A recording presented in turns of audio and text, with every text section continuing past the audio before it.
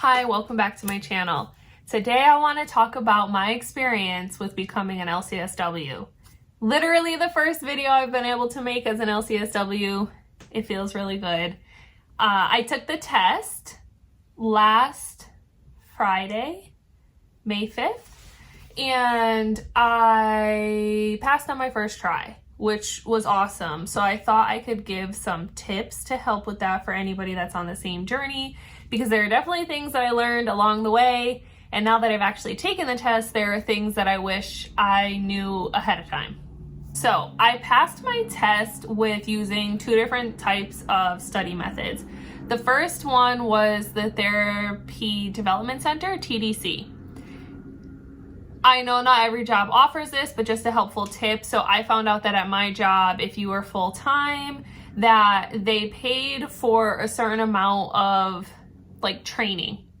So I actually asked if my job could pay for the TDC curriculum, and they did. I know not every job has that, but this is just to say maybe you should ask. Like if you're working at a nonprofit or something to do with therapy, it doesn't hurt to email HR and say, hey, I'm looking into some trainings that will benefit my current job, because I know when I got the approval, I had to be able to prove that they were paying for something that was going to benefit the company. So I explained how this was going to help me get my LCSW and all of that type of stuff. So just a helpful little tip that maybe they could do that for you. So reach out to your HR and ask.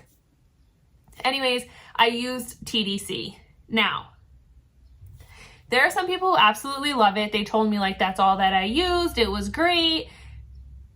And they hyped it up a lot. I also had a couple people that have said it did not work for me and I didn't like it. For me, I'm kind of somewhere in the middle. I do think it was very helpful, but I don't think it was the only thing I needed. And it wasn't the only thing I used. So the other thing I used was YouTube. I went on and I looked at people who had passed the test, and they did practice questions. And so I would go through their practice questions, see their rationale of why they chose what they were choosing. And that helped a lot, because here's the thing about the test. You have this 4-hour-long test and you don't know what's going to be on the test, but a huge majority of the test is rationale-based questions. Meaning, the questions are not, what's the third letter in the alphabet? And it's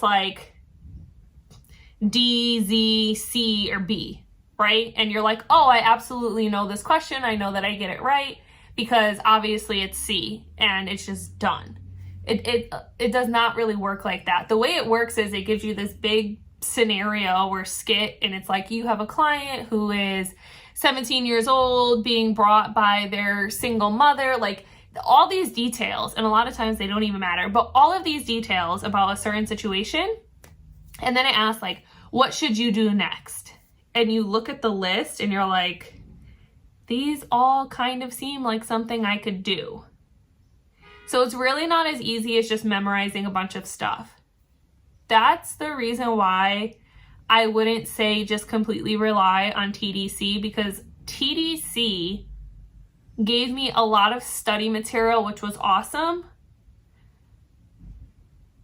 but it's not really what's used on the test. So there were some, I had one question that asked specifically, your client comes to you, explains blah, blah, blah, and then says they're prescribed this medication. What most likely is their diagnosis? So there was a medication question. So some of it is recall. So basically in TDC, it's set up as the top 50 topics, and they go through these different topics to help you learn. And they did a really good job with helping me understand the difference in the DSM-5, what's the difference between major depressive disorder and persistent depressive disorder. And it helped with the recall part of it, because you were able to learn specifics about definitions, time periods. So for example, let's say with PTSD, knowing the different time periods of when it's PTSD compared to if it's acute stress disorder, different things like that. So it kept me good on my facts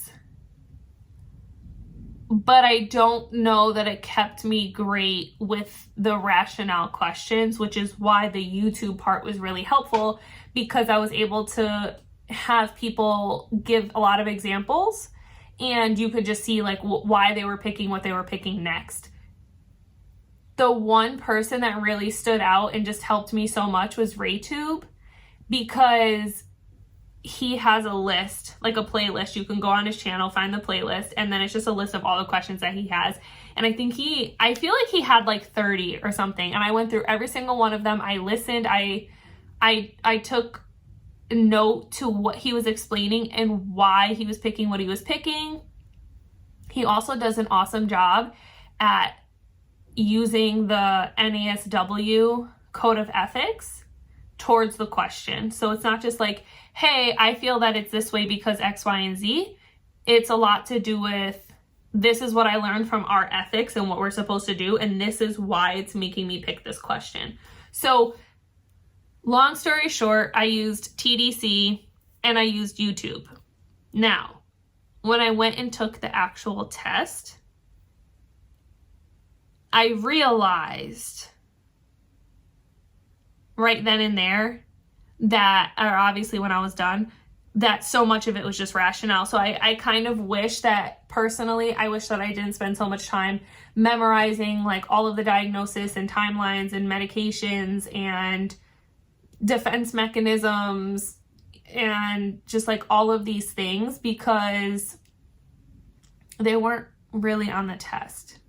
Now, somebody could argue, but it is helpful because let's say there's one question on diet or one question on medication. Well, I just picked up a really easy point if I know my medications. So that was a no-brainer. It gives you an extra point. Or if you learn all the defense mechanisms, and let's say I think there was one on the test. I can't really remember, but let's say there was one. Okay, a super easy second point. There were questions about like program evaluations, and I feel like there might have been like 3 on that or so. So the point I'm getting at is if you memorize all of these things, it will be helpful because it's going to pick you up some extra points.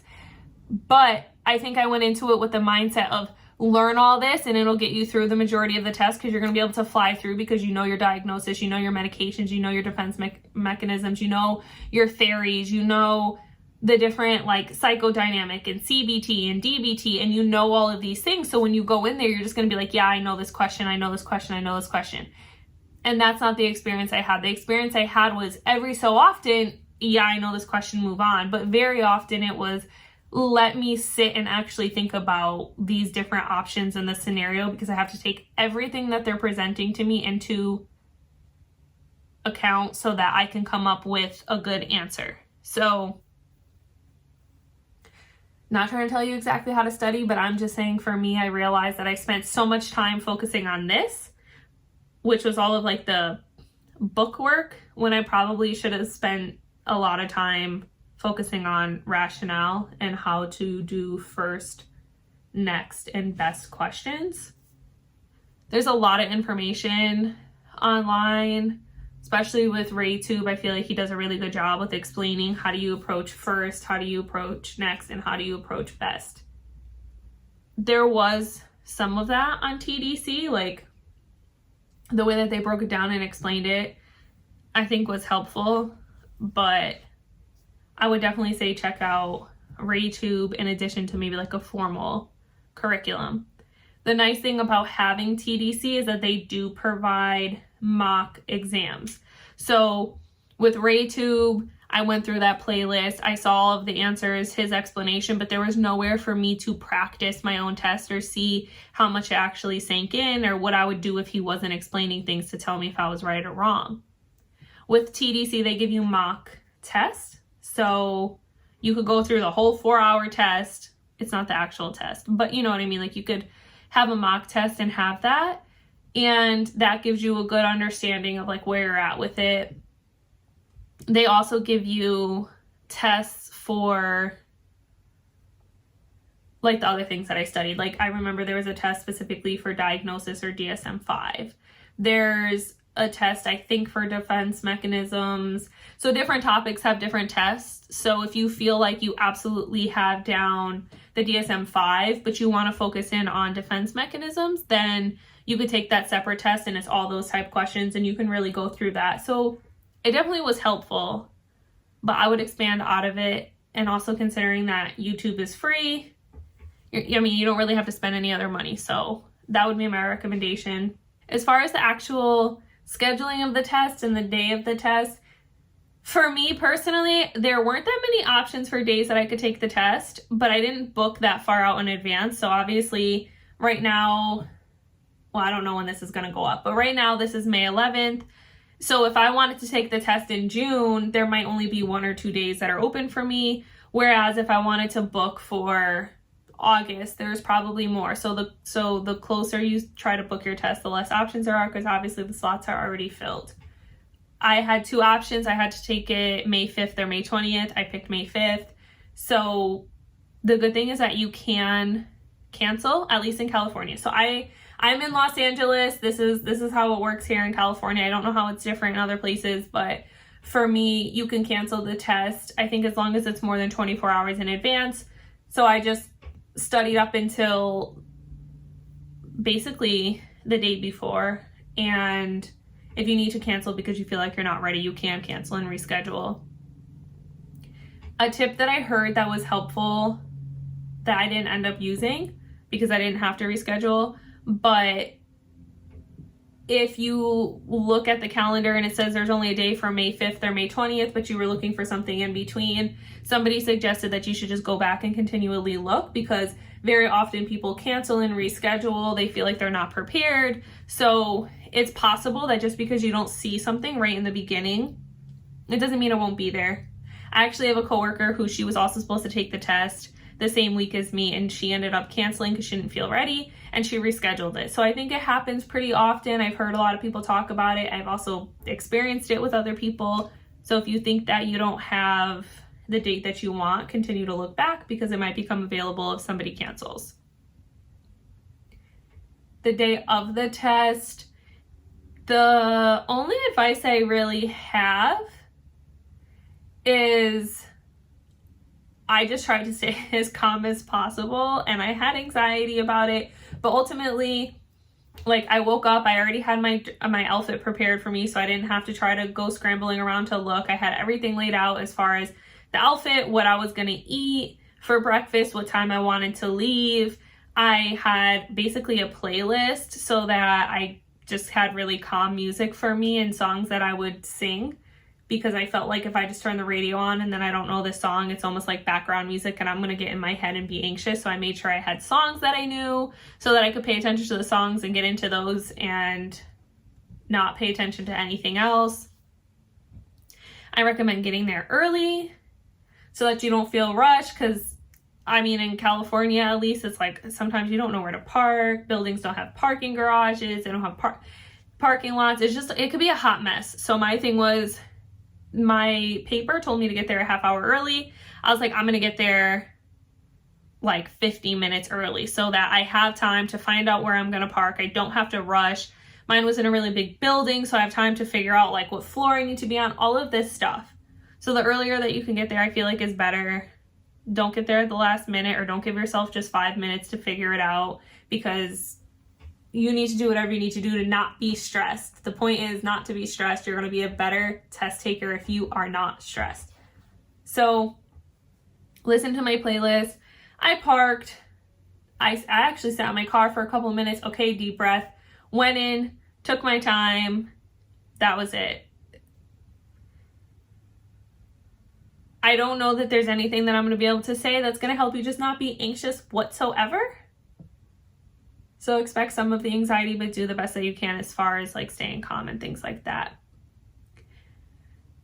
Let me know if you have any specific questions. Obviously, I can't share like specific questions and things that happened on the test, but if you have certain questions about anything, let me know. I can go more into detail. I feel like there's so much information out there, so I don't want to just remake videos that you can easily find other places, but if there's something specific that would be helpful, I would definitely make a video about it because I know how helpful it is to just hear about other people's experiences so you feel like you're more prepared. With that being said, thank you for your time. If you are preparing to take the test, good luck. Be confident, have faith in yourself. I feel like that makes a huge difference. The way we talk to ourselves, what we think we deserve, is going to highly impact the way that we act and behave towards the test. So do the best that you can. Study. Use multiple resources. And do as much as you can to keep the anxiety at bay. Like I said, any other questions, let me know. You can reach out to me. I think I also have my email posted, so you can reach out to me via email or you can just leave a comment. Either way, I'll do my best to be supportive because I know it's a huge deal, and good luck on everything moving forward. And that's about it. Thank you.